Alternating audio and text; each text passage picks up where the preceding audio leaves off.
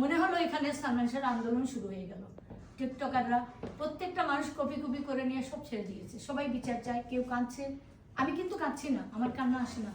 আমি সালমান শাহ মারা যাওয়ার পরে, ইমন মারা যাওয়ার পরে আমি কাঁদতে পারি নাই, কারণ কান্নার আমার কোনো সুযোগ ছিল না। আমি মারা গেছি শুনি নাই, না জেনে আমি গেছি। এখন আমি জানতে পারছি সালমান শাহকে ক্লোরোফর্ম করা হয়েছে, হাত পা বাঁধা হয়েছে, এখন আমি অসুস্থ হচ্ছি। এখন বুঝতে পারছি যে আমার ছেলে মারা গেছে, কিভাবে মারা গেছে এইসব তো কেউ আমাকে বলে নাই। আমার ছেলে জীবিত, সে সেন্সাস হয়ে গেছে, ওইভাবে বের করে আনছি। ও আপনার নিয়ে গেলাম হলি ফ্যামিলিতে, গিয়ে মনে হলো ওরা প্রস্তুত ছিল, ওরা কেউ হাত দিল না, আমাকে বললো, আমি সংক্ষেপে বলছি, ওরা আমার হাজবেন্ড, আমি যখন নামাই নিলাম উপর থেকে, আমরা ঘরে গিয়ে দেখলাম আমার ছেলে অসুস্থ পড়া। আমি দেখতে তার ডাকলাম, একজন তেল দিচ্ছে, আমার আবুল আর একটা চাইনিজ মেয়ে হাতে হাতে তেল দিচ্ছে, 2 হাত ধরে। আমার হাজবেন্ড, আমি আর আমার ছোট ছেলে ঢুকছি, আর কেউ ছিল না ওখানে। 15 দিন আগে একটা ছেলে বলে গেছিল যে সালমান শাহকে হত্যা করা হবে, মেরে ফেলবে, আপনি বাঁচাতে চাইলে তার কাছে নিয়ে আসেন। আমার ছেলে বলছে ছেলেটা এডিক্ট, কি উল্টোপাল্টা বলছে। ওই ছেলেটাকে দেখলাম লিফটে নেমে যেতে, ভিজা গায়ে, খালি গায়ে, তার কাঁধে একটা লাল গামছা, আর উপরে ওই যে ডলির ছেলে বলে একটা খ্যাত, একটা আমার বাসার কাজের ছেলে, বুয়ার ছেলে, ওকে নিয়ে নেমে যাচ্ছে। সে কিন্তু আমাকে বললো এখানে যে আপনাকে বলেছিলাম আপনার ছেলেকে বাঁচাতে পারবেন না, যান গিয়ে দেখেন, বলে সে নিয়ে রেখে দিল। তখন আমার হাজবেন্ড জিজ্ঞেস করলেন ওকে কি করতে, উনি চলে গেলেন ম্যাজিস্ট্রেটের কাছে। আমি ওখানে থাকলাম, আমার ছোট ছেলে কোথায় নাই, আমার খেয়ালও ছিল না। ওখান থেকে আমার ছোট ছেলে চলে গেছে তার ভাবিকে আনতে, মানে স্কাটন রোড, ইমনের বাসায়।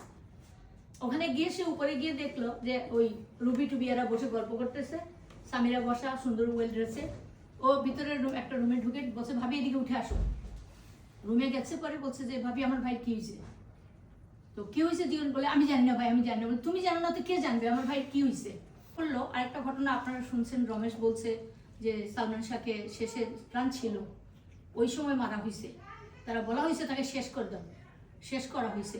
আমরা প্রথম জানছি ওরা চিঠি পাইছে বলে, পকেটে বলছে, আবুল বলছে তার পকেটে তো পায় নাই, তারা গোসল করাইছে। তারা কে পারমিশন দিল সামিরাকে যে গোসল করাও আর ই করো, তো আমরা তো জানলাম না, আমরা না জানতেই তারা সব করে ফেলছে। আচ্ছা যাই হোক, তারপরে যখন আমি বুকের মধ্যে কিন্তু সাদা কাপড়ের বুকে আমি রক্ত দেখছি, দেখে আমার সাধারণ মনে আমি বলছি আমার ছেলেকে কাটলো কে, কারণ মরা মানুষের তো এরকম হয় না সাধারণত শুনছি। তখন অনেকেই বলছেন, আমার হাজবেন্ডে বলছেন পরে যে তুমি এগুলো কি বলতেছো, পাগল হয়ে গেছো নাকি। বহুদিন 30 বছর প্রতীক্ষার পরে ডন সামিরা মিলে আমার চরিত্রিক অনেক বর্ণনা দিয়েছে। আমি যাই হই, আমি এটার কোনো ইয়ে করি না, আক্ষেপও করি না, এটার আমি জবাবও আমি দিব না, কারণ আসামি অনেক কথাই বলবে। আমি যদি খারাপ হতাম তাহলে আমার সন্তান খারাপ হতো, আমার সন্তান এত ভালো হতো না। আমার পরিবেশে তো আমার সন্তান বড় হয়েছে। আমি যাই হয়ে যা বলে যাই বলুক, কিন্তু আমার কিছু যায় আসে না। আমি আসামিদের একদম সুষ্ঠুভাবে তাদের বিচার এবং তাদের গ্রেফতার, ইতিমধ্যেই আমার প্রধান আসামিদের আমি গ্রেফতার চাই। ডন আজকে এতদিন হয়ে গ্রেফতার হয়েছে, তাকে এখনো রিমান্ডে কেন নেওয়া হলো না, আমার প্রধান প্রশ্ন। তাকে তাৎক্ষণিকভাবে রিমান্ডে নিলে যে রেজাল্টটা আসতো, এখন কি তা আসবে? আমার জানা আছে যে আমি পলিটিক্স করেছি, আমি নিজে কারাবরণ করেছি, জেলের ভিতরে 54-এর আসামি ঢুকে যায়, ঢুকে আসামিকে সিকিউরিটি দেওয়ার জন্য ভিতরে ঢুকাই নেওয়া হয়, ভিতরে অনেক রকম সমঝোতা হয়, কি হচ্ছে ভিতরে সরতে পারবে না, সেইখানে অমত করেছিল।